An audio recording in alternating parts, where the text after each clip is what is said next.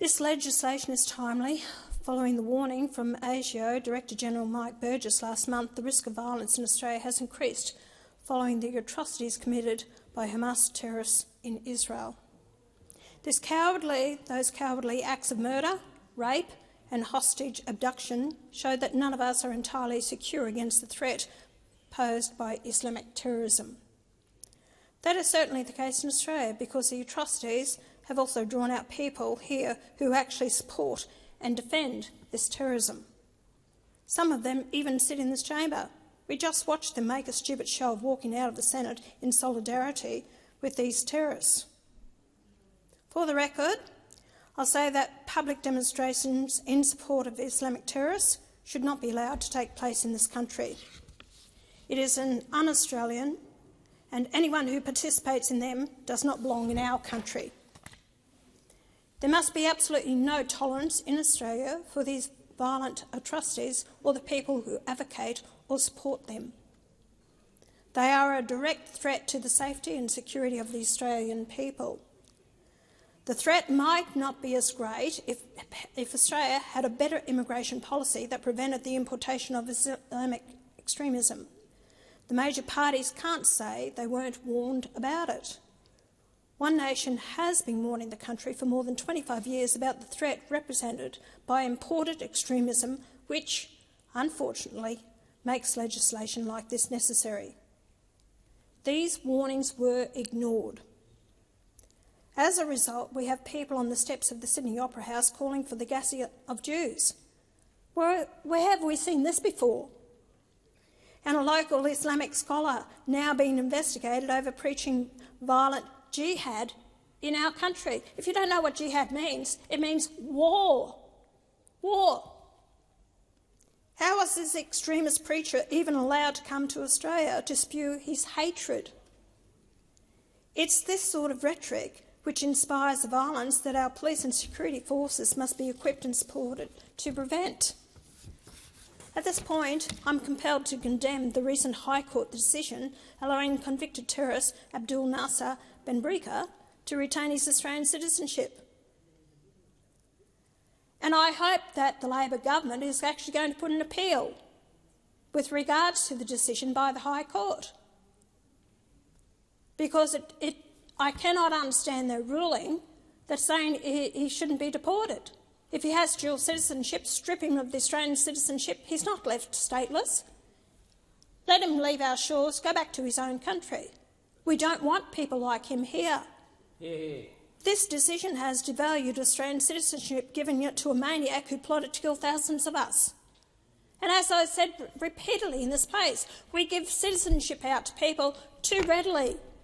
As I've said in the past, 8 years they should be here in this country to prove themselves worthy of an Australian citizenship, so we know who they are, what they stand for, and yet you're reluctant to do this. Other countries, some countries even have up to 30 years, and other countries you can't even get citizenship in their country. Yet you just bend over backwards to allow them. That's why we've got so many students coming into this country, because purely as a pathway to citizenship. They end up, enrolling in our universities, but end up being taxi drivers purely for a citizenship. And you allow this to happen. And Labor's immigration policy, it's just absolutely ridiculous. That's where we need these laws to actually ensure that they are well-meaning people that value our laws and the rights of this land and every other Australian, not peddle their bloody hate that they bring from their other countries. And that's why I've said repeatedly, I don't want Islamic terrorists in this country. I want people to be vetted properly so that they will not be allowed into Australia. What is wrong with that? Every other Australian's calling for it. Other people want it. They want to know the safety, security that's happening on our streets, and they don't feel that way. The Albanese government must ensure this convicted terrorist is deported the very minute his sentence is completed, never to return, or otherwise locked up forever, but I'd rather not, because it costs the Australian taxpayer over $120,000 a year to keep him in our prisons. I'd rather get rid of him. This legislation is appropriate for the moment, but as we saw in Israel, Islamic terrorists are innovative in how they murder, mutilate and kidnap innocents. This has been evidenced in a 43-minute video. So where was the disgust shown with regards to this by Senator Faruqi today, or the Greens? Nothing was said about it, about the clear vision of what happened to these men, women and children. Absolutely nothing. It's stand up and, stand up for the Palestinians. You have no love in your hearts for what's happened to the Israelis. All you want to see is to support the Palestinians.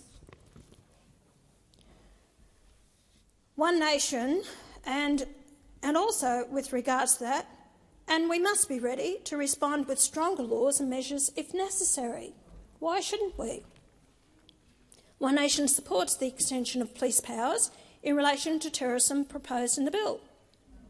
And I've got to say, where is the police on the streets to actually stop these protests? There shouldn't be protest rallies in our streets over what's happening in the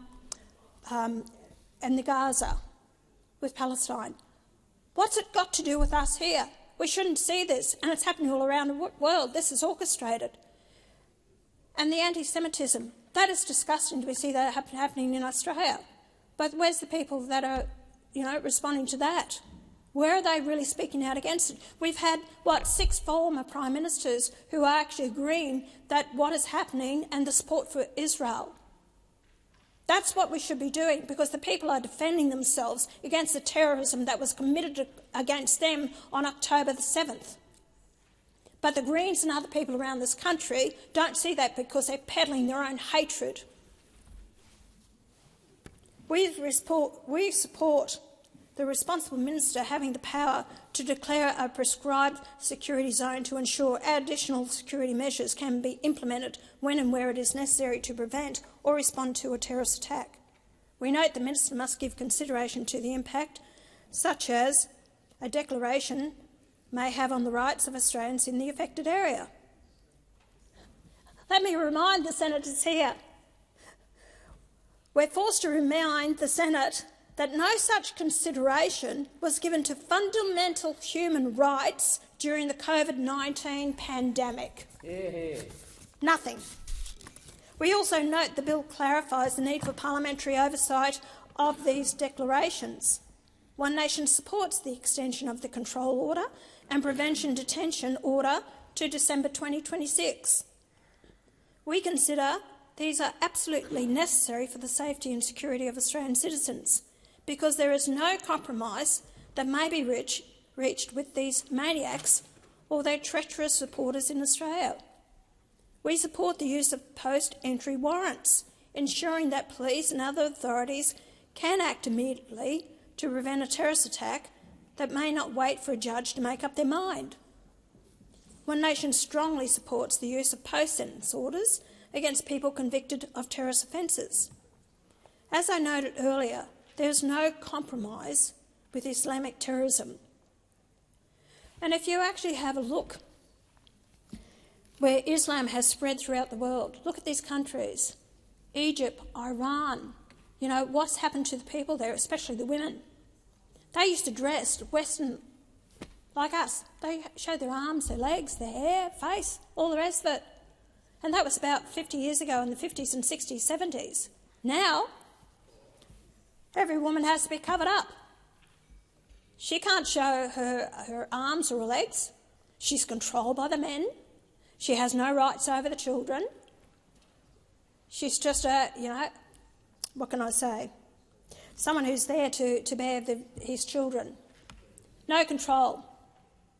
And yet you don't care about that here. We allow that to happen in our own country, of women here to wear the full burqa. And where are the feminists? Where are the people defending their rights? That they are made to cover up by their menfolk, by their husbands, and here we are in Australia. So we're heading down the same path of what it is like in Egypt and Iran. And even women over there cannot walk the streets without accompanied by a male. Can you believe that? And these countries are Afghanistan. And that's their ideology. Hamas is and ideology. It's about wanting to control the world, spew their hatred to get rid of anyone who is other, who doesn't believe in their fundamentalist views. And you don't vet the people enough who come into this country. You don't vet the refugees from some of these other countries enough. You allow them in. You're not hard enough on these women who follow their husbands over there, and you just want to allow them back in the country, the poor darlings, with their children. And what's happened? You don't care, because then they become here, put in our suburbs. They are beside other Australians. These people will never work. They're going to be on a welfare system for the rest of their lives. They're unemployable. Their views are absolutely not in line with Australian values or laws, and yet you feel sorry for them. They don't feel sorry for us, I tell you. Jihad. Remember the word jihad. And when the time comes, they will call for it. But it won't matter to you, because you will be safe in your little nests and your little homes, but you couldn't care less about the rest of the Australian people and what they've got to suffer, as we've seen happen around the world and other places. And to see that people, the way the Jews have been treated around the world by these protesters is absolutely deplorable and disgusting. It really is. I give my full support to the Jewish people. To see they are actually badgered, threatened, harassed, they can't move freely, and it is absolutely disgusting what is happening to them. And I feel sorry for them. They are in a country where they thought they would be safe, but they don't feel safe at all. And when I see the stunt pulled today by the Greens, it makes me sick to my stomach that people are actually supporting this regime that actually hasn't... And you know what, to hear Marine Faruqi, her disgust at Israel and what they've done, protecting themselves because they're through retaliation, they're actually saying, we've had enough, we've had a gutful of this, and they're actually defending themselves. Good on them. I don't blame them. But the fact is that it's a pity that Marine Faruqi didn't look at what Pakistan is actually doing to, 2 million people there, just gone in, bulldoze their homes, go back to Afghanistan. What about those people? Where's the fear for them? Oh, no, that's right. Pakistan is the country that she came from. So we can't criticise the Pakistanis, can we? No, not at all. Well, I'll tell you Marine Faruqi again, Senator Faruqi, all right? I'll tell you again. If you don't see yourself as loving this country and abiding by the laws of the country, I have no problem. I'll actually take you to the airport and put you on a plane and wave you hooray, because, that's how people feel. They want to feel safe in this country. They want values, they want morals, and they want the people that come here to respect our country, abide by our laws, and not spew their hatred on our streets, and especially to innocent people. So I just want to say that these maniacs will always pose a threat to the Australian community unless they are locked up for all time to die impotently in a bleak maximum security prison cell, if we can't get rid of them out of our country, or if we can actually stop them from coming here. But the government is reluctant to do that because they're just handing out visas willy-nilly and everyone. And then, blame the previous government for all this. But we've got, 100,000 plus of people in visas in the country. We don't even know where they are. You've got another 2 million people on visas here in Australia. Then you've got over 600,000 students here in Australia. You have actually overloaded this country and you don't even know who the people are. You've actually put more people on in the immigration to make sure they process their visas a lot quicker to get them into the country. And that's what your government does. You have no regards for the Australian people. It's all about bringing as many of these people in the country that you know you will harvest their votes. That's what it's all about. One Nation will always support the strongest measures being taken to prevent and eventually eliminate the scourge of terrorism, and I commend this bill to the Senate.